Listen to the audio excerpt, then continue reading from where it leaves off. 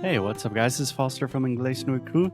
Just a quick word before we get started. Sound School 5.0 has arrived. It is here. It's going to be awesome.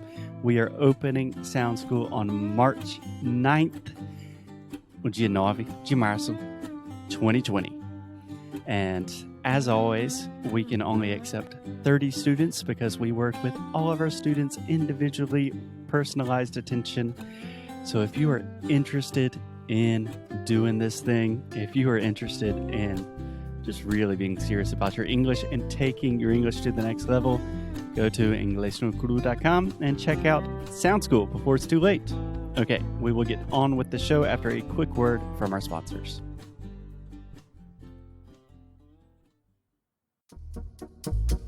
Eu falo todos os dias aqui para vocês e volto a repetir que o Cambly é o nosso parceiro querido, plataforma online de inglês. Dá para vocês uma aula de graça com o nosso código inglesnuecrupodcast. Por que eu insisto tanto que vocês façam aulas de inglês lá com eles? Porque vocês podem ter professores online 24 horas por dia, a hora que quiser, por onde quiser. Ou seja, você pode fazer aula pelo seu celular, pelo seu tablet, pelo seu computador. É só ter uma conexão com a internet e pronto!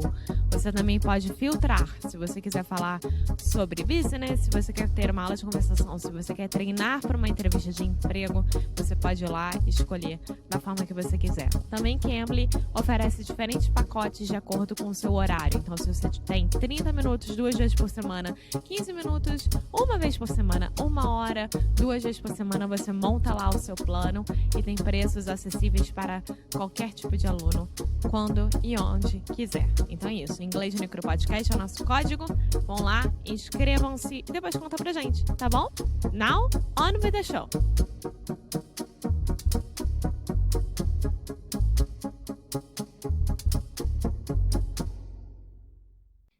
Hello, hey, sweet people, and welcome to another episode of Inglesnuecrupodcast. My name is Foster, and as always, I am joined here with Alexia, hi everyone.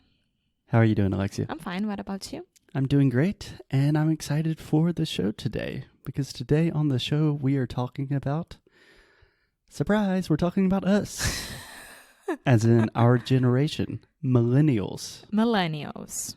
First, Alexia, millennials. Kind of a difficult word, right? Yes, because I want to read like millennials. It's not like that. It's millennials. Millennials, yes. Exactly. A lot of the I sound.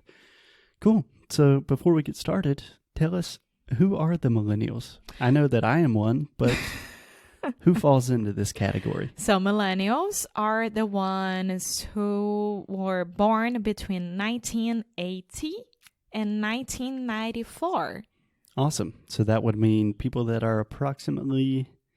The youngest would be 26 and the oldest 40 years old. Okay. So if you are listening to this show and you are in between the ages of 26 and 40, that's you. You're a millennial. You can argue against that, but you are. Yeah, according to our just very quick internet research, you are a millennial. So, Alexia, tell me, what are some of the characteristics, events, or kind of general things that define the millennial generation? I think that one of the most interesting things that I was studying about when I was preparing this episode for us, just a side note, we never prepare, but when something like that... Yeah, you always say that we never prepare. We don't. And it kind of makes me a little angry because most of the time we're talking about English, even when we're not talking about English. No, but we don't have a script. That's my point. Yeah, but I want to say, hey, I've prepared for 15 years. This knowledge did not just come from nothing. Yes, but we don't have a script. We prepared, but we don't have a script to follow. And cool. Here I have some bullet points.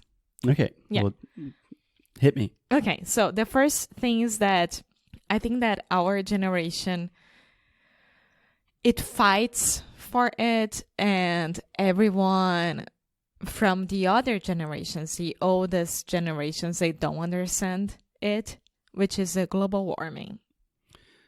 Yeah. So global warming became obvious, and we've been talking about it and trying to fight against it and trying to find ways of making this earth better. You could say combating climate change.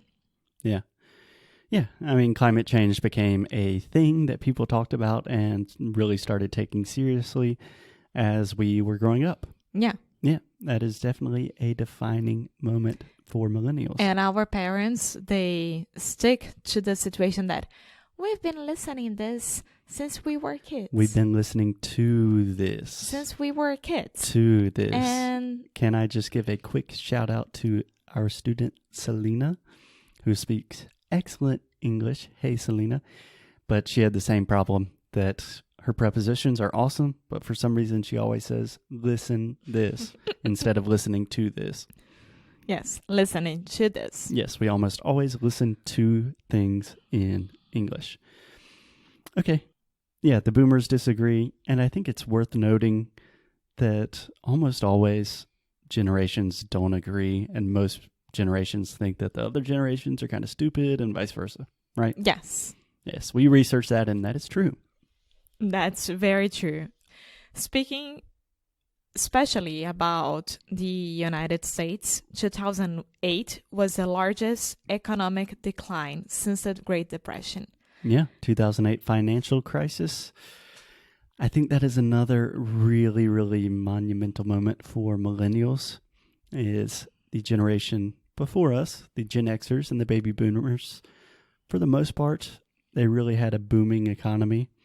And in the 1990s in the U.S. and much of the world, the economy was booming. Business was good. And when all us millennials started becoming adults and joining the workforce, everything kind of went downhill. Yes. And so most people estimate, at least in the U.S., we are the first generation in a long, long time that on average we are going to be a lot worse off. We're going to make less money than our parents did, which normally everyone improves, but millennials are not. More or less, if you think about it, before our parents, it was a war. So, I mean... Yeah, the war's a lot of times good for economy. Yeah, that's... Well, we are not getting into that right now, but... Do you want war? Do you want dollars in your pocket?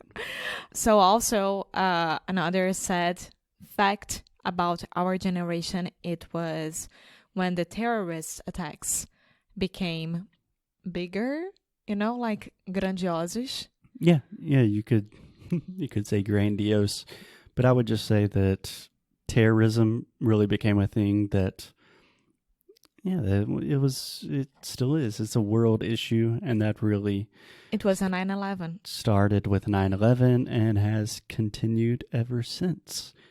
Quick question, Alexia.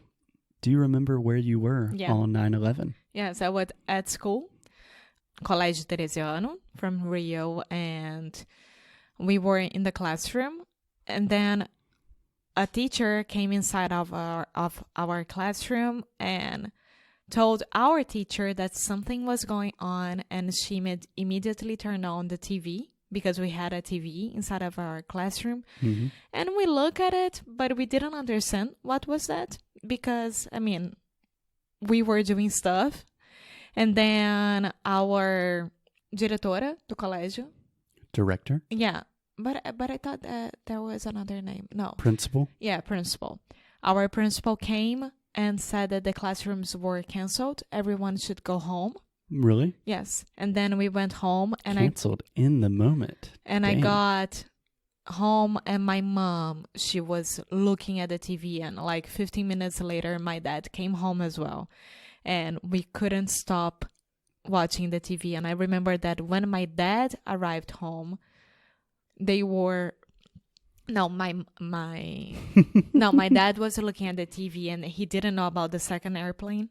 And then he was like, they are replaying this. And my mom was like, no, that's the second This is live. tower. Second tower falling. And we couldn't speak about it. Yeah. second tower was when everyone knew, yeah, this is not going to be good. Yeah, I remember I was in Miss Pittman's photography class with my friend Brandon. We definitely did not understand, but at the time, I think we had 7 different periods. So you went to photography class and you went to English class. And Miss Pittman was like, something very serious happened in New York. And we were kind of the same as you, like, I've never been to New York. And then my next teacher had the TV on, and she was crying and saying that her sons were going to be sent to war and die, and everyone was like, oh my God. I imagine how difficult that was for you guys, like, being there and seeing all that happening in your country. I felt so sad from Brazil, and I didn't have any connection with the United States. Like, no one was living there. I didn't know anyone who was from there. So, besides my English teachers.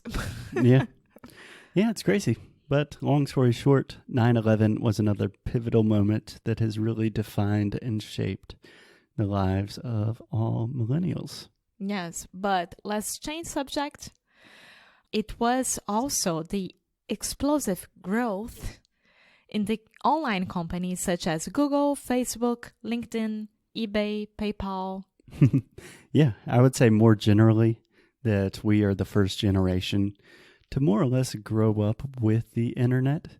So depending on where you fall in the category of millennials, some of the older millennials did not start using the internet until a little bit later in life. Some millennials were more or less born with the internet. I think us personally, we probably started using the internet when we were like 10, 11 to 13 years old. Yeah. So that's a huge change in people's lives, that when we were born, the internet wasn't really a thing that most people know about. No, it was all about encyclopedia. And now, encyclopedia. And now we just recorded an episode about our smartwatches. Yeah. So times have changed. Yes, that's true. That's very true. Alexia's pointing to me like... Yes, because I was looking for the other episode that we had to put on our spreadsheet. And now I've just remembered. We have the smartwatch episode. Yes. Okay, so the other bullet point that I would like to say is the revolution in the way that we work. Yeah. The freelancing, the flex time, the working from home, we started that. And I feel that the baby boomers, they have so much trouble accepting this. Yeah, really, we are the first generation to kind of create and deal with the gig economy. So most people that I know have more than one job.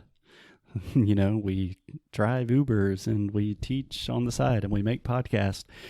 And in other generations, especially with like the boomers, was more or less you graduate from college, you get a job, you have that same job for like 50 years. You get married, you retire, you have a family, and that's it. Yeah. So that has really changed. And I think that is a good place to stop. Okay, perfect. Sound good? Yes. Okay, we will talk to you guys tomorrow. Bye. Muito obrigada por ter escutado mais um episódio aqui do Inglês no Rádio. Vocês não têm ideia de quanto é bom ter vocês escutando a gente. E hoje eu vou ler mais um testimonial ou depoimento, como o Foster prefere, de um dos nossos antigos alunos do Sound School. Quem escreveu isso foi o Richard. Richard, mais uma vez, obrigada por ter escrito. E vamos lá. Participar do Sound School foi redescobrir o aprendizado do inglês e redescobrir a mim mesmo, sem exageros. Os feedbacks de Foster são precisos e nos fazem encarar os nossos pontos fracos, desafiando-nos a nos expor em um ambiente acolhedor e promovendo a confiança necessária para falar com qualquer nativo da língua inglesa. A atenção e o carinho dessa dupla fazem jus ao seu princípio de ensinar inglês para humanos. O custo-benefício é extraordinário para essa experiência única. Então tá aí, gente, mais um depoimento de um de nossos antigos alunos do Sound School. Ele teve uma experiência ótima e é isso que a gente quer, porque aqui a gente dá valor a cada ser humano que se inscreve nos nossos cursos.